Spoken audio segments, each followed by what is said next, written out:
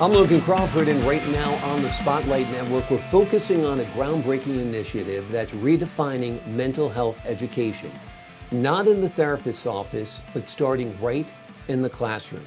Joining us today is the visionary behind Mental Health Education, Inc., a Florida-based nonprofit that created India's first structured mental health education curriculum for students and a transformational program for adults called the Mighty Champions of Mental Health. Please welcome Dr. Shivam Dubey, a trailblazer in global mental health education. Doctor, thank you so much for joining us here today on Spotlight. Thank you, Logan. It's really nice to be here and talking to you. And I'm trying to tell people about this mental health education so that people can learn the coping skills that are needed to survive this world. Exactly. Giving people tools, giving people coping mechanisms, I think they're very, very important, starting at a young age, which of course your program does. Talk to us a little bit about Mental Health Education, Inc. What inspired you to start this nonprofit? And I believe it's based in Florida, right?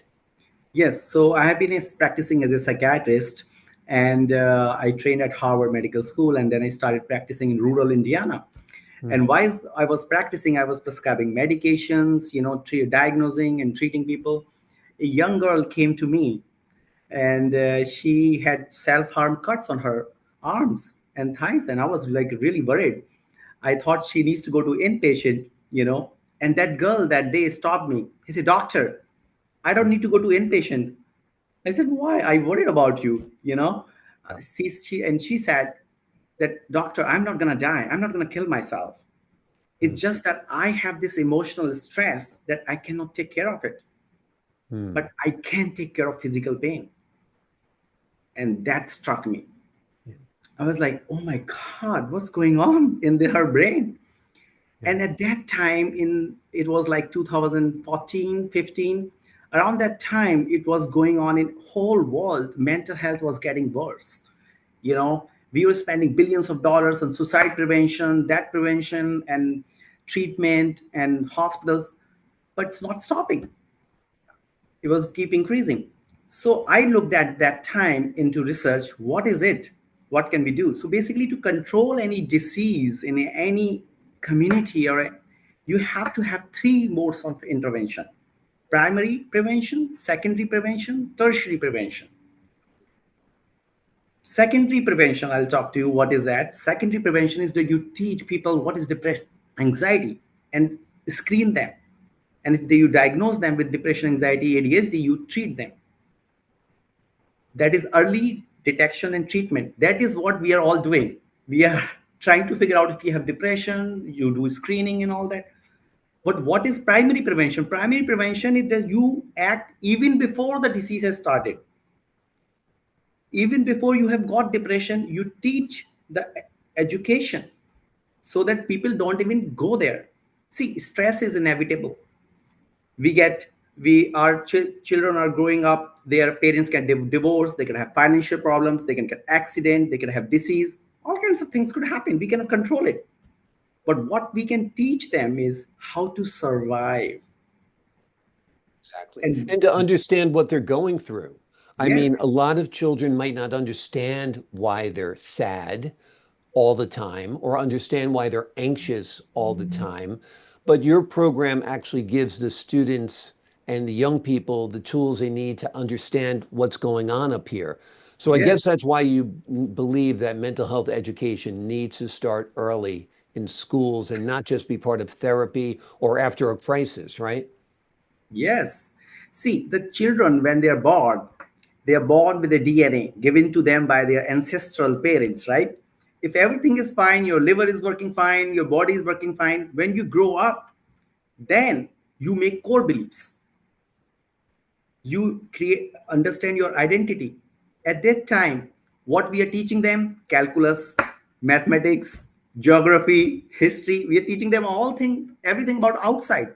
But how do about we teach them inside, their mind, their mental health, how to deal with stress? What if your parents are having fight? What you do? What if you fail an exam? What if you're getting bullied? What do? Are we teaching them that?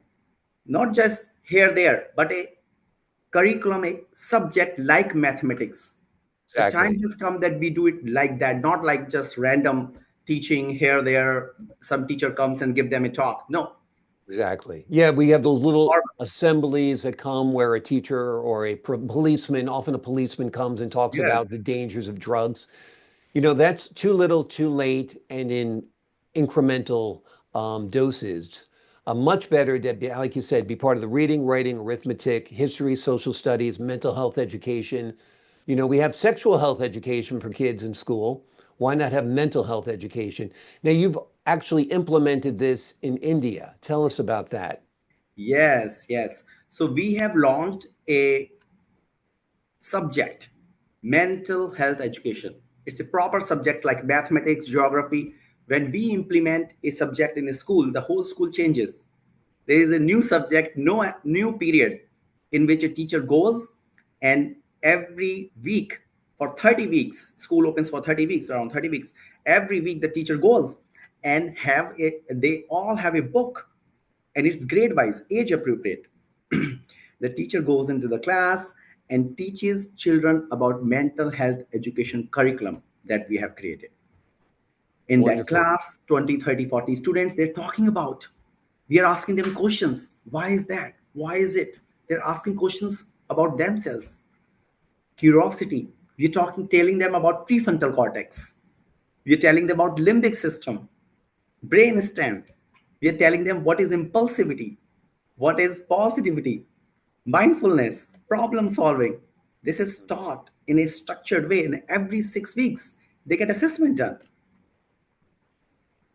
So Wonderful. it's like a formal subject that we have launched in India in schools. I think it's much needed. I think it's much needed here. You have to look no further than the drug epidemic, the violence epidemic, the school shooters. I mean, these are all children in many cases that needed help along the way, needed to understand themselves, needed their teachers to understand them, and they're largely ignored, often bullied, and often cast aside. So I think this is very, very important. Your curriculum is actually taught from ages first grade through 12th grade, correct? And it comes with assessment book. Tell us a little bit about how it works, how teachers are trained, and how it's been going so far. Yes, so we have a team of psychologists, and whenever we implement our program in school, first we identify the teachers, and then teachers go through a teachers training program. It's a very rigorous training in which is online, self-paced, and one-to-one. And then we do an assessment of teachers to see if they are ready, and then we certified them as mental health education educator. And this is powerful for themselves to be educated, because now they are helping their families also, their community also, because they're educated with mental health.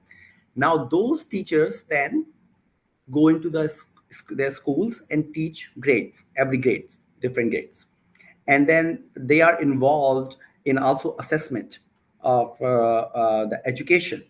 And what are they teaching is basically 10 skills that we have: self-awareness, self-management, relationship skills, responsible decision making, problem solving, mindfulness, resiliency.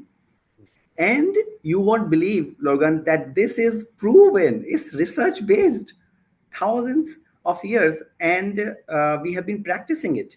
And in recent times, research has proven that if you teach this to children early on, they will have better mental health. So why are we They, not investing in it? I know. Like I said, the price we pay is very hefty for not investing in it. And I think, it lends itself to self-awareness. When children become self-aware of what's going on up here, what's going on in here, they're going to be better students. They're going to be better people. They're going to be more peaceful. They're going to know how to negotiate conflicts in a peaceful way, to resolve conflicts in a peaceful way. I think it's a wonderful idea, and I think it's long overdue. And I think you've already started this in India. I think it needs to be expanded, of course, to the United States. Let's talk about your program for adults, the Mighty Champions of Mental Health. What does it mean to be a champion? Not just a champion, Mighty champion. There are three steps that makes you a mighty champion of mental health. First step, you already talked about it, self awareness. Mm. See, there is a journey from stress to disease. First, you get stressed. Then, gradually, if you're not self aware, you don't control it, you don't implement strategies to manage it, and then it leads to disease, disorder, which is we call major depressive disorder, anxiety disorder, all that. So, if you are self aware, then you can stop it early on. Exactly. So that is the first step. You have to become self-aware. That's a mighty champion does. Second step, we empower them with 10 mighty skills. Like I told you before, they'll have to go through a self-paced program in which they are taught self-awareness, self-management, relationship skills, responsible decision making, positivity, cognitive concepts, resiliency, mindfulness, and they have to take a test assessment. When they empower themselves with 10 skills and pass the test, then they have to do the third step, which is that they have to share it with others. Mm. Then they are called the mighty champion of mental health education in their community, and they are ready to help themselves and others. And you won't believe, Logan, how many doctors have done this program. 33 doctors across the globe have done it. And you know what? Why doctors are doing it? Because they are I the first one. They are the first one. When Yeah, you get stressed, whom do you go to? Doctor. exactly. If Exactly. doctor doesn't know about it, how will they help others? And you know what? Doctors having burnout too. Sure. It's a big burnout in doctors. It's a The very so stressful profession. Many more patients nowadays. The Electronic Record Keeping yeah, Act has really put an onerous burden on doctors as well. So, yeah, my friends who are doctors complain about having to type everything they hear, and they say they're reduced to, secretaries in some cases. They're writing so many notes. So, yeah, it is stressful. I think it's interesting that your program educates children in school so they can, spread the word, they can become self-aware, they can become educated as to what mental health is or what mental wellness is. And then I think your Mighty Champions program is great because then you're bringing it to the adults in the community as well, so the parents can be aware of what's going on with their children, right? yes. That is very important. The Mighty Champions program is for parents. We have a separate program for parents. Hmm. We have a separate program for doctors and healthcare professionals. Hmm. And we have a separate program for professionals like you. So To we help have a spread the separate word. program for in needs of different target populations. So if you go to our website, you will see there are different programs for different Wonderful. population. Now, tell us about this element you've added, a beautiful element called giving forward. Tell us how we can be more part of that program. You know what, Logan? When is the time when you really feel calm, happy, loving, kind, and feel like you are doing something for the society? That is the time when you really feel yourself. It's a very natural thing. Giving, when you give somebody, you feel good. Yeah, You relieve oxytocin. yeah. And people are not able to give now. They don't have opportunities to give. They want to, but they don't have opportunities to give. So we are giving them opportunity to learn and give that learning to others. Wonderful. And that One, is what will make it a grassroots campaign. It's not like campaign for, it's for people to people. yeah. That people, the community needs to be educated, and the Right. educators need to share it with the community. That's how we control an epidemic, not just by filling the hospitals and clinics Yeah. and medications and therapy. That is all good, because if people are diagnosed a disease, they need treatment. But we also have to think beyond and start primary prevention and make Exactly. people strong. That's how we build the nation. That's how we build the whole world. Yeah. No, it's true. If you want to combat drugs, create awareness about drugs. If you want to combat mental illness, create awareness about mental illness. It's very much needed. Look at the road rage we have. Look at the people being so horrible to each other online impulsive. and sometimes in face nowadays. There's so much anger out there. Yeah. And I I think, think what is happening, Logan, I want to tell you one thing that I have noticed is that people are becoming impulsive. yeah, You know what is going on? The whole social media and all these corporations and everything. What is they doing is they are they are trying to attract our attention, and all this scrolling and everything, fast food, everything is making us impulsive, crave, impulsive without thinking. We are doing things. When you are in impulsive, then your limbic system, your brain stem is acting out, and at that time you can end up doing stupid things. You can say things which you don't want to say. You can even commit suicide in being impulsive, or you can even shoot somebody. We have to go backwards. We have to activate the prefrontal cortex, become mindful. That's what the population needs to be taught. So absolutely, that is absolutely. the, It's yeah. vital. Let me ask you this. If somebody's watching and they want to bring mental health education into their school or their workplace or become a champion, how can they get involved? We are present globally. In India, we have doctors who are trained with mental health education in India, in Palestine, in Syria, in United States, in Canada, in New Zealand, in France. We have presence everywhere. If you want our mental health education program, which is structured and based on science, and we have published 4 research papers on it. If you want that mental health education program in your school, you contact us and we will guide you. We have a beautiful team who is passionate about it, and they will get it done for you. Wonderful. Wonderful. And That's if you're great an to know. adult, yeah, if you're an Yeah, adult, and for an individual, you can just go to our Mighty Champions website, and you can enroll in our Mighty Champions of Mental Health program for parents, for doctors and healthcare professionals, and for any individual professional. wonderful. What's your vision for the future? Where do you see this going in the next 5 years?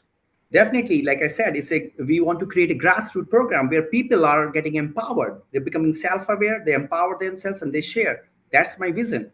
That's how we create this education, spread this to all over the world. We want to create a generation of these kids mindful, problem solver, and positive. This is my goal. These 3 things needs to be there, because if you are mindful, you will not be impulsive. If you're able to solve problems, because this world is going to full of problems, I'm telling you, political, all kinds of problems going to be there. You need to learn problem solving. That's what we teach in our curriculum. Problem solving, mindful problem solving, and you have to be positive. Because if you're negative, what happens when you're negative? It increases your worriness. You get anxious. You You become have to be impulsive, you positive. could commit dangerous acts, you could hurt someone else, you could hurt yourself. It's as Yes, simple as that, right?